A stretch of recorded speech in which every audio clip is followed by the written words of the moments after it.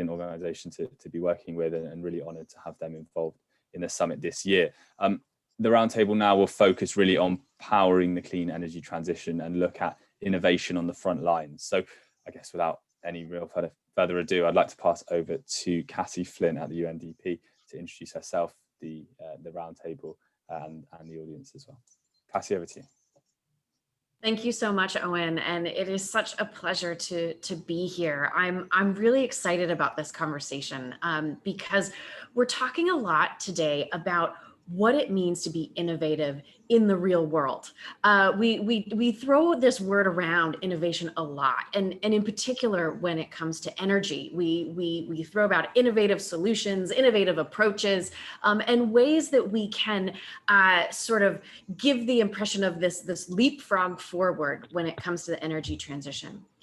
And while those words may sort of help us to describe what is going on right now, there's immense progress that's happening on the front lines, and a lot of progress that's not really being shown in a day-to-day way. And this is where I'm really excited about this conversation.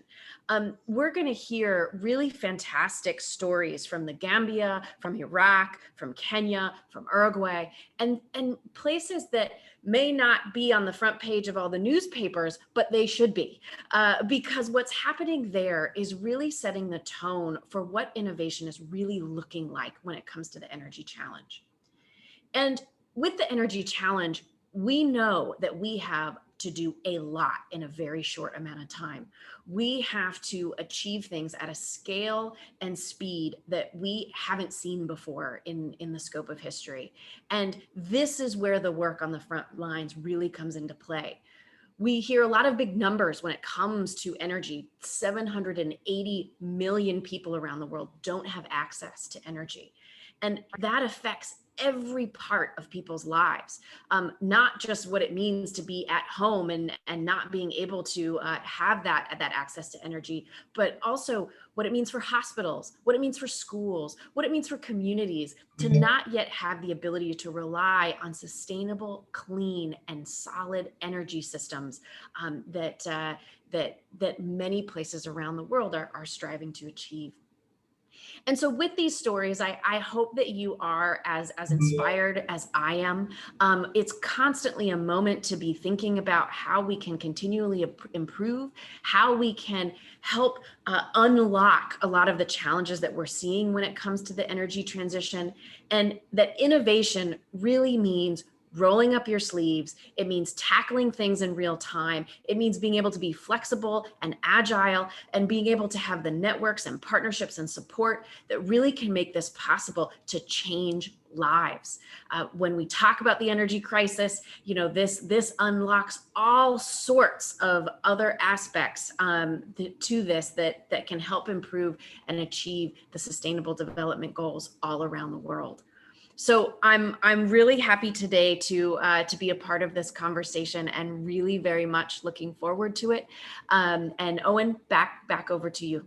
Thank you, Cassie. Likewise, super excited for the discussion and keen to get into kind of our first conversation and hear our first story, really. So to introduce Naomi Kioi to the discussion, Ms. Kioi, you know, Africa, as we know, holds many small countries and many of those vulnerable. So I can only imagine some of the struggles and needs of those communities within the continent. So interested to know kind of a bit more around the work that you're doing and what inspired you and your team to come up with an innovative technology to help power these communities. So thank you, Owen. This is a topic that I'm very passionate about. Having been born and brought up in Africa, I have seen this firsthand. I have traveled across different communities across Africa and seen how people live without energy. And this is actually one of the fuels and what has driven my passion. So I would say our inspiration was driven by people who lack energy access. And as mentioned earlier by Cassie, we have approximately about 780 million people without reliable energy access globally. And taking the African context, the pandemic has put this progress into reverse, with the number of those lacking electricity in Africa rising to more than 590 people in 2020, an increase of 13 million people or 2% from the last year, according to a report by World Energy Outlook. And out of this, we also need to highlight some crucial communities and public sector services which rely on this energy to run day-to-day activities safely and efficiently. So just to name a few are like maternity hospitals, livestock farms, rural households, and many other businesses. So at Greenlight, where I work, to be able to power these communities effectively, we focus on 3 key competencies to help address energy access problems. So the first is product. We innovate and develop products that cater to the basic.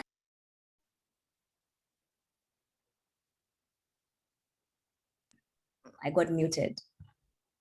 So yeah, I was saying that we focus on 3 basic needs. One of them is product. So those are key competencies. So where we innovate and develop products that cater to the basic needs like lighting, communication, entertainment, and cooling. Number 2 is distribution, where we focus on last mile distribution to reach remote, rural, and far to reach customers. We do this either directly through our direct to consumer channels, which also include online channels, or by developing unique customer-centric distribution channels through partnerships with various industries like telecommunications, banks, MFIs, agricultural companies. We work with so many partners to actually be able to deliver energy access. Then the third key competency that is very important is financing. So keeping in mind that rural off-grid communities may not always be able to pay upfront for energy for a long sustained period. So you realize that affordable products and affordable payment plans over a period of time helps them gain access to energy without much stress on their monthly budget. And this is largely driven by the pay-as-you-go technology that has been instrumental in bridging the energy gap in Africa. So bearing all this in mind, we need to constantly engage with off-grid communities to gain the right consumer insights to create fit-to-purpose sustainable solutions for energy access. And we gain these consumer insights by constant engagement in communities through various touch points like agents, community leaders, our own retail stores, people's families, sales teams, and many others. So on one end, you have innovative products. On the other end, you have innovative technology. And what drives these two together, I would say, to have energy access is to be able to bridge the gap with innovation that actually brings the synergy that we need.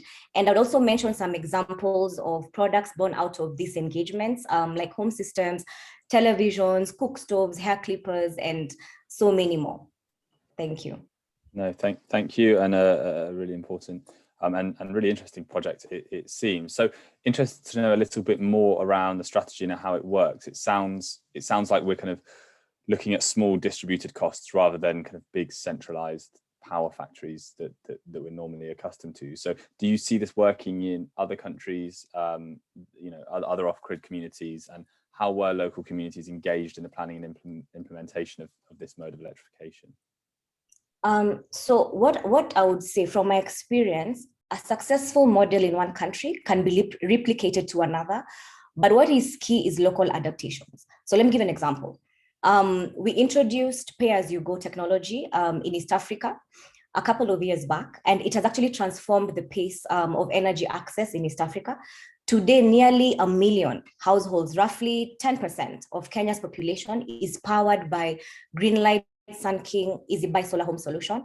So based on the success of PayGo offering in East Africa, so in 2017, Greenlight expanded energy financing business models to Nigeria, home to the largest off-grid and under-electrified populations in Africa. And this was implemented successfully with a different model. We use the cash collection-based model, since Nigeria is a very cash-driven market. And then you'll also realize that we don't do this alone. So we need various players in the ecosystem. So an example is a partnership between UNDP Trine and the Islamic Bank, aimed at quantifying, I would say, the impacts the company is having on SDGs and climate action. The analysis already indicates that green light is having an impact on 12 out of 17 SDGs. And green light is not just providing energy, it also has numerous development outcomes. This includes extending hours for children to read after the sun goes down and they come home from school, as well as having increased income for women who are able to run their businesses for longer, and also improving the health of people because of avoidance of kerosene emissions, amongst others. So the funding, Trine, and other institution organizations provide us help expand our reach to touch even more lives and accomplish our mission of powering lives through energy access. So I would say, so as you can see, working and reaching one SDG majorly impacts the success of other sustainable goals as well. So energy is central to nearly every other major challenge and opportunity the world faces. So this includes poverty eradication, gender equality, adaptation to climate change, food security, health, education, jobs, amongst others. Sure. No, and really an interesting start. So thank you, Naomi. I'm sure we'll come back to some of those topics. Would like to bring in Susan Sami Al-Barnett now. It's exciting to hear about some of these new technologies and how they're improving the lives of off-grid communities. I've learned that you do play an important role. You have played an important role in transforming the energy sector in Iraq by catalyzing the solar energy industry in particular. So keen to hear more about that. Susan, over to you.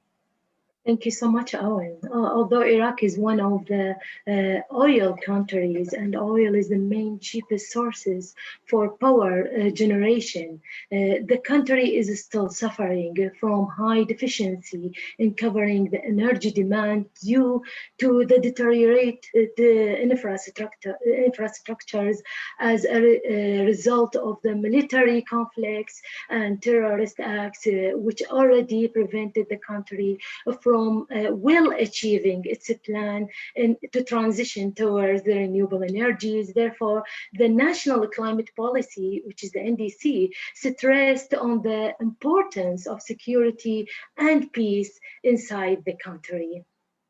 The bright side of this story, I think, is that Iraq is a country with high solar resources, along with a low degree of cloud cover, making solar energy an alternative solution and a predictable energy source with relatively low fluctuation in off-grid power generation. Also, in addition, the photovoltaic generation could be the most suitable solution to feed electricity grid during peak load periods and to ensure the reliable supply of electricity. So promoting PV in Iraq is an opportunity to create a new energy market and to promote the integration of a private sector in the solar power fields.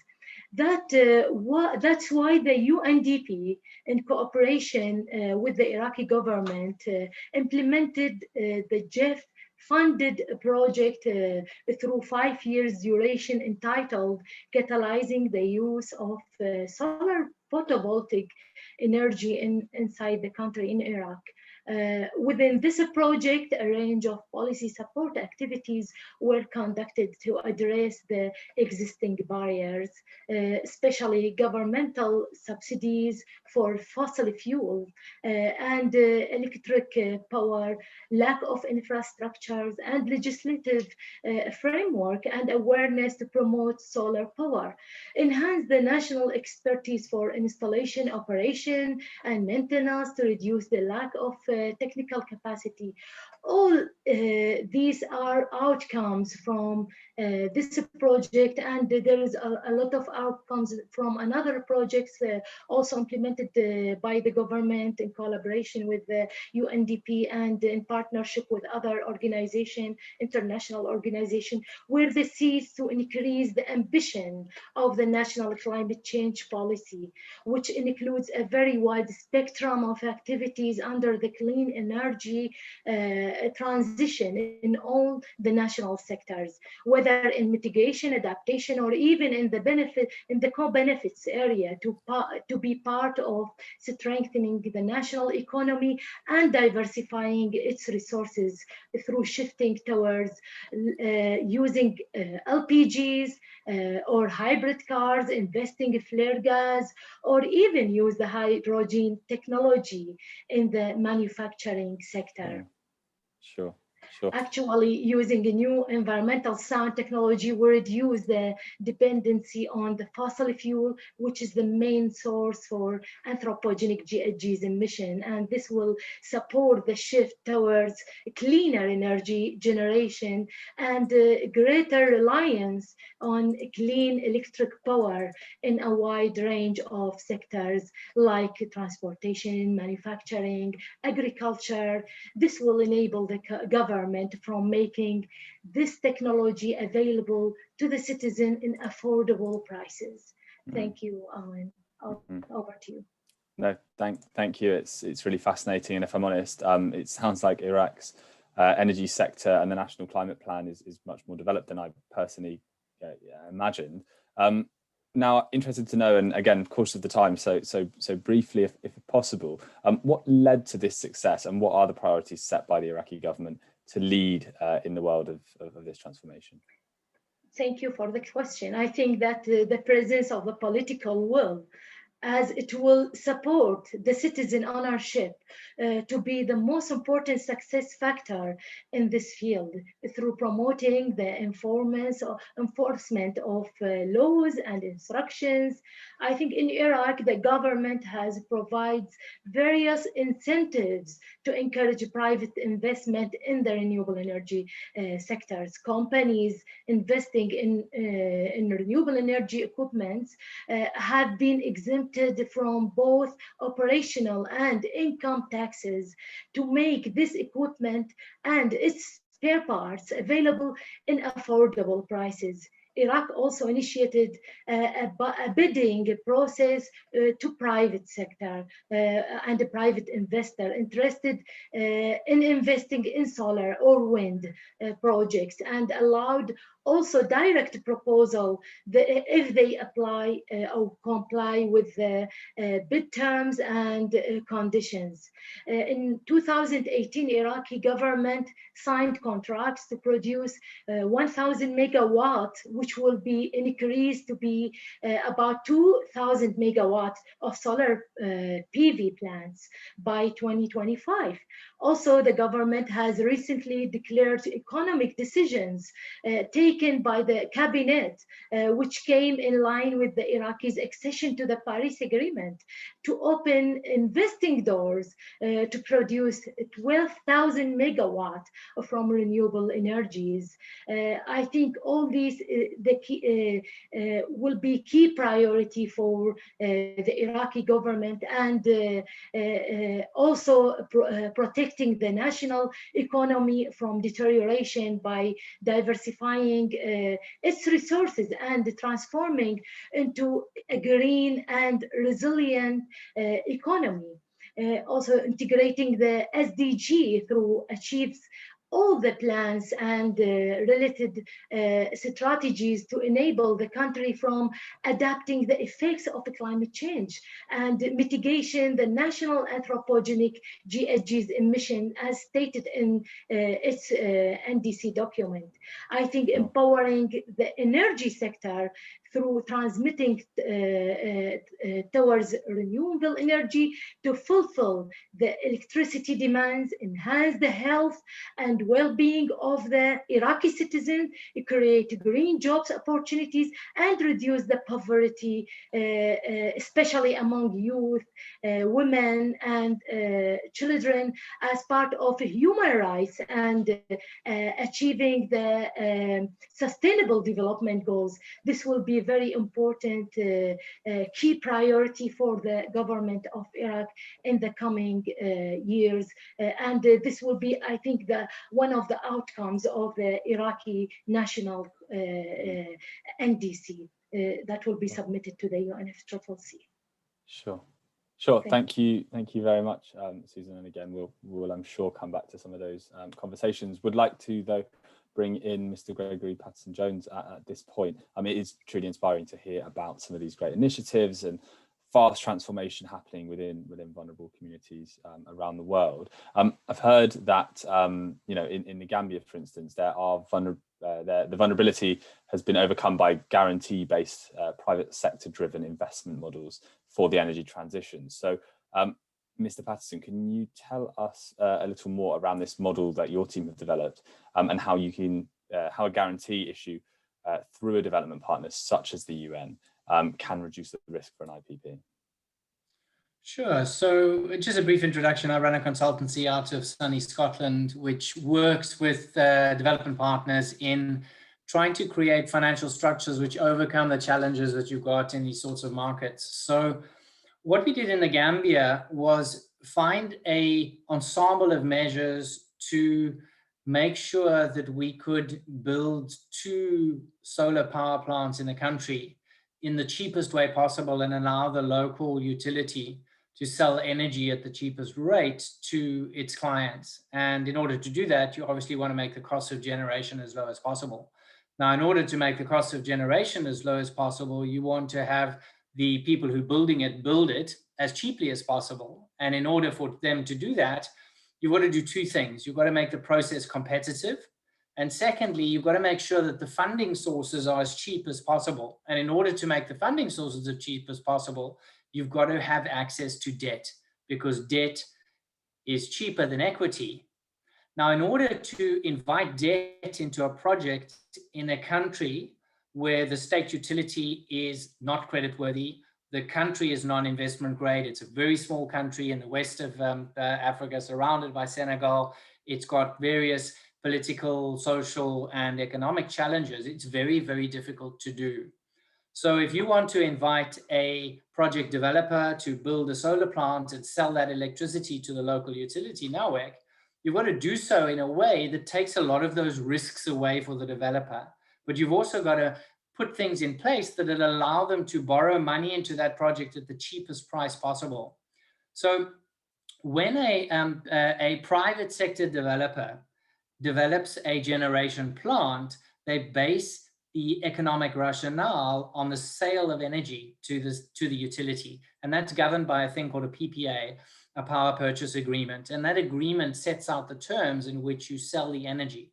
Now, the only revenue for that business over a long period, and these are 20-year assets, things that are generating revenue for 20 years or so, is the revenue you're getting for the electricity you're selling to the utility. So if the utility doesn't pay you, you go bust.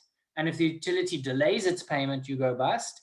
And if you have any risks of not being paid, of course, nobody's going to lend you money. So how do you get debt into a project where the person paying you is not creditworthy and the general risk environment is very, very high? The only way you do that is provide some sort of guarantee.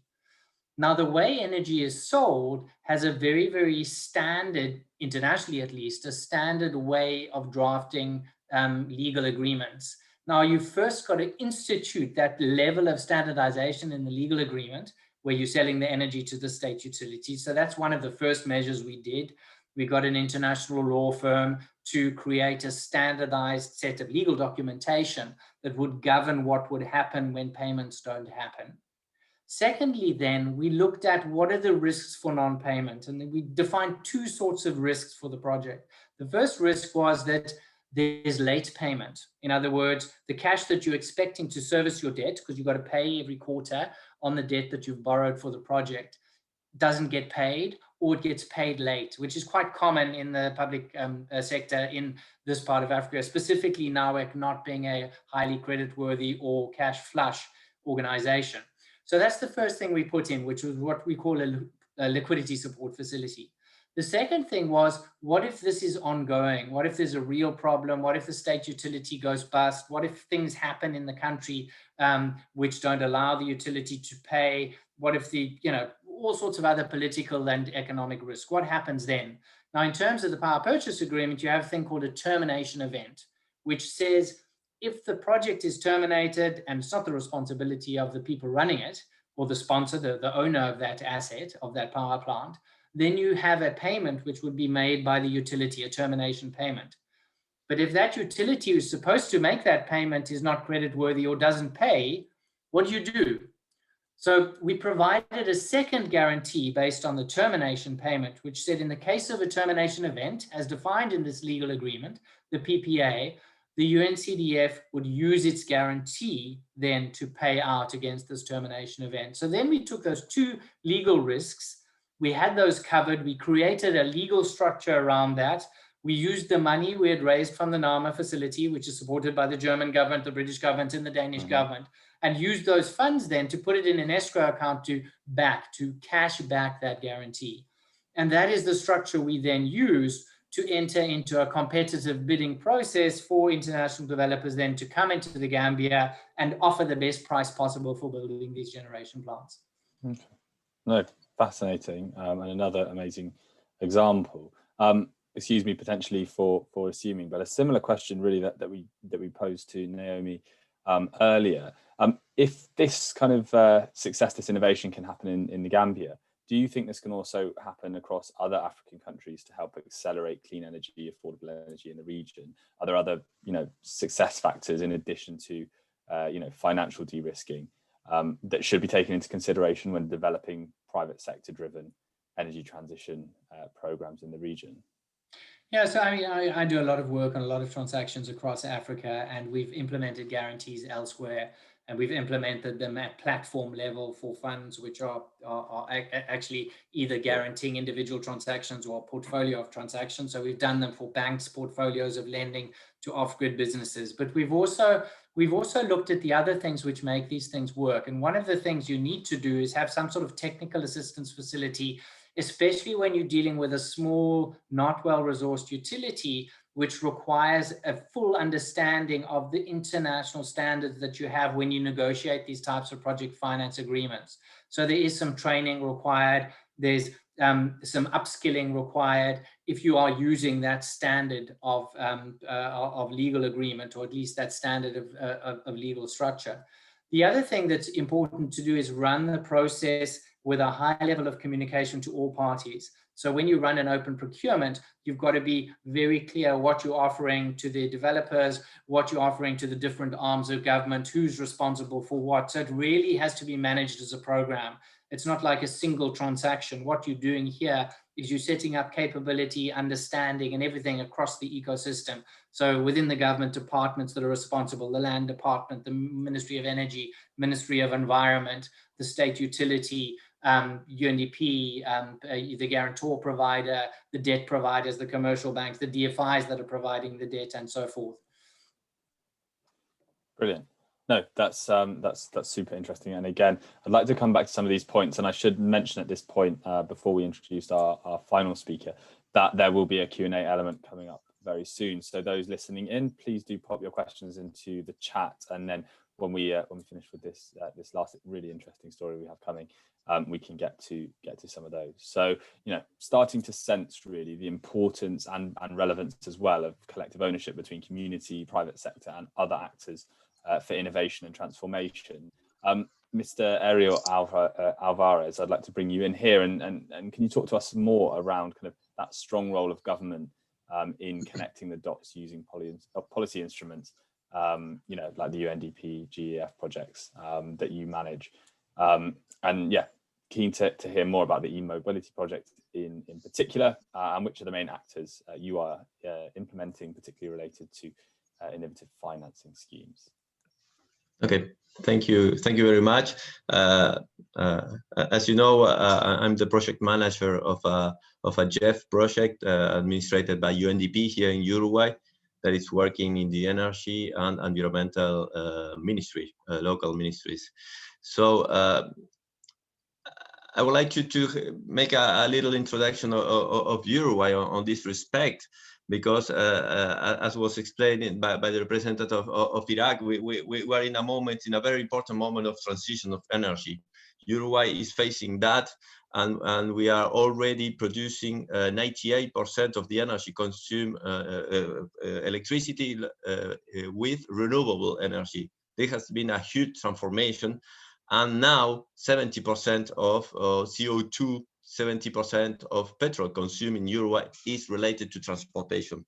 That's why all the local government, all the institutions, and even companies are looking to transportation. Uruguay wanted to make one of the best frames to develop this. So this is what we are doing with incentives of all types. As I said before, we have local electricity produced here and economic based on renewable on top of that.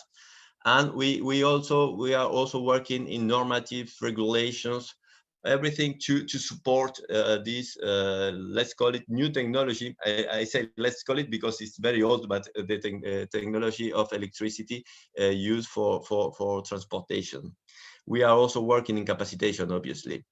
But what I wanted to say is that this must only be like the excuse to make a huge transformation in Uruguay. This need to go to this new technology must create, as it was said, also green jobs, new opportunities. We need to look to gender aspect. We need to look to social aspect. We need to put again the person on top and not the car, so that mobility creates opportunities. Mobility creates more democratic access to all what can give a town, the village, the country. So these are the aspects where I would like to appoint and to say why it's so important that public institution and also private need to work together to make this energy transformation, this environmental more important transformation, but to look it also as a social transformation. Absolutely. Fascinating. And I think a great way to wrap up. It's a perfect example of how clean energy transformation models are being moved into kind of a national scale. I guess my last question before we open it to the floor would be, how much of a political will do you personally think is needed to make this kind of transformation happen? Okay, so yes, answering a bit more what you were asking me in the first one related to this one. This policy, energy policy, was started by the government in 2008. In this moment, we said, okay, we are burning a lot of petrol. Let's try to look other type of energy. And as I said, when you are producing it locally and when you see that it can be economically to produce it locally with renewable energy, you are making all what I say, but also you are transforming your country independent in energy. What's important for this? And more for a country that is not a petrol producer. So the institution get together to make this policy. 2008, in 2009, all the policy to how you say that to answer to climate change was also established in Uruguay. And from this, all this what I was saying in the first question started, and now it's getting accelerated. We create last year a subsidy to buy green buses, again, to make social in the first place, but also this transformation. We are incentiving, making a lot of incentives for all that. UNDP is like put everything together through our project to look exactly where do we need to put the accents, so this transformation gets start and accelerate. And the second part of the answer will be, we are also calling the private sectors. We are making agreements with banks so that they create green financing. We are talking with different companies. So we create something is very innovative. The project is letting for free electric cars, not cars, but the little trucks, no? So that they can try them for 1 month and they will see. And after that, we gave them and say, this is what you consume, this is what it costs you, if you had used the equivalent in petrol, you would you will pay this, and normally it's like 10 times plus. So we are also informing that this technology today in Uruguay is even more economic. And that's why it's so important financing, as it was said also, because to buy it is more expensive, but then in operation is more economic. So as I said, you need a country policy, you need this institution get together, but on top of that, or with that, in between that, you need also the private sector, because it will be the one that dynamics all this policy. Sure. No, thank you. A brilliant set of experiences and stories. So thank you all for sharing those with us. As I say, we would like to open it up to some of the folk involved today to ask some questions around what they've heard. We have a question here that has come in from Alex Loureiro. Alex, if you don't mind, kind of putting your microphone on and maybe asking your question to the group, and then we can go from there. Yeah, happy to. Can you hear me? You're a little quiet, Alex. I have issues with Zoom. Can you hear me okay? If not, then maybe I can ask the question for Alex.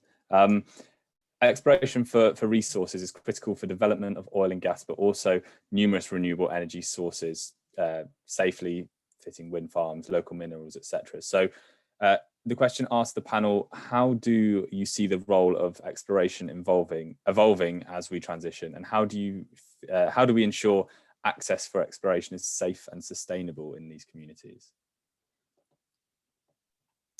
I can take that if you like. Let's go for it. Yeah, so it's a fairly standard practice in any development process for a renewable project, pretty much anywhere in the world, including most African countries.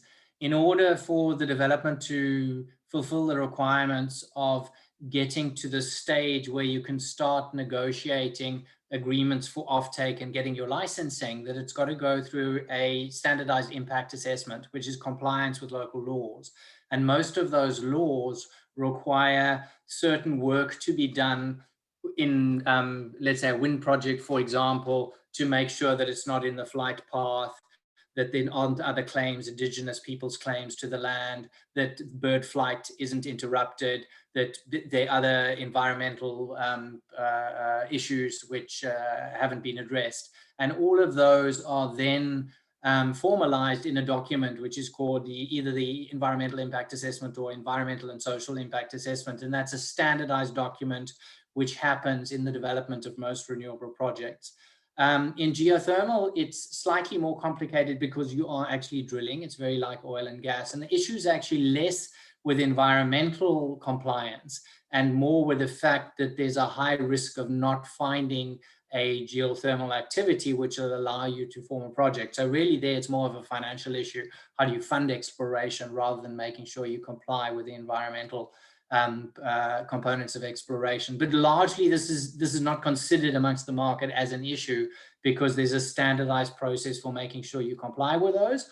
On top of that, pretty much every development finance institution in the world complies with a set of standard performance targets, and IFC performance standards is a good example. Those are a set of minimum standards which are needed to be fulfilled in order for the project to actually get any funding. Over. Please do, Ariel. Can I get some also comment a part of this? I think it's a great question. I understood that the question was more, it was even related to what petrol companies can do in this in Africa and in other countries. My understanding is that the transformation we are talking about here will happen very few years, hopefully, or in some extra years. So Middle East, Africa, petrol producers today need to focus on that. They have today resources that are letting the world to move. This is important, but technology is changing. You have today economic resources. You have financing resources. What are you going to do with this? You will continue using them for some things, or you will start saying, as I put the example of Uruguay. Uruguay before imported petrol to produce electricity. Today is absolutely energy independent. We are producing our own electricity, and it's even more cheaper than before. So this is what the countries need to understand. These transformations is a very huge opportunity, and you need to do it today, that you have the resources to do this based on a very old energy that will leave us hopefully in the coming years. And I think it's very important to understand that you need to tackle this to make the transformations in every country on energy, and with that, in all these social things that are needed to be done. Thank you. Thanks, Ariel. There's a second question that's come in, actually maybe well suited to Naomi and Susan, actually. It asks about how we can kind of continue to grow and encourage such community kind of led projects. The question specifically asks, what can we do to push governments to do more within their individual states? So Susan, perhaps I'll come to you first and then Naomi, or vice versa. Thank you, Owen. Thank you for the question. I think it is very important. There is a need to accelerate innovation for the technology. This is very important to explore the ways for renewable energies and implement projects, innovative projects. Also, human resources development is very important. Reduction of transmission, integrated least cost planning. This is so important for citizens to have the new technologies in affordable prices. Also, we need to establish an independent regulatory agency to control all these issues. System of digitization, including dissemination of smart meters or trending for new technologies like wind, bioenergy. All of these things should be controlled in good instruments of legal instruments to enhance the ability of citizens to have it or to buy it as and use it for community. Thank you. I think this is my idea. Thank you. Thank you, Susan. Naomi, I'll come to you.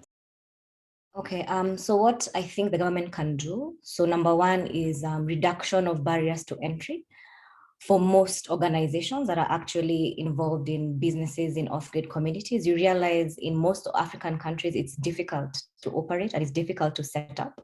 So when there's reduction of these barriers to entry, you can be able to actually create solutions and reach the really poor and energy poor people in those markets.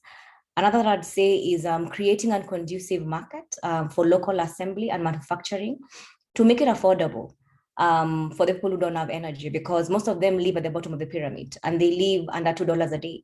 So for them to be able to afford these solutions, there needs to be a conducive market for it to be able to be accessible. And usually the best, maybe you'd say like local manufacturing, because it's going to be cheaper and create more jobs in the market and actually foster a lot of green energy jobs in the different countries. I'd also talk about creating projects together with the private sector, which will able to drive energy access for the countries, because most of them, you realize like the energy access is maybe under like 50%, like it's really low. So what would be great is when if the government works together with the private sector and development partners to actually be able to foster and drive this energy access, because people need to know that they can trust these solutions that are being created. And one of them is the government actually being in the forefront and driving these conversations and helping different players to be able to create energy access for people who need it, because electricity is coming, but as we wait for it, we need solutions to actually, which are clean energy, to actually be able to give people some decency and humanity with energy access. So that's what I'm saying. Thank you, Naomi. We could continue discussing these things, I'm sure, for a long time, but just being cautious of the time, I think would be good to pass back over to Cassie to reflect on some of the conversations we've had today, and to share some closing thoughts as well for the roundtable. Cassie, over to you.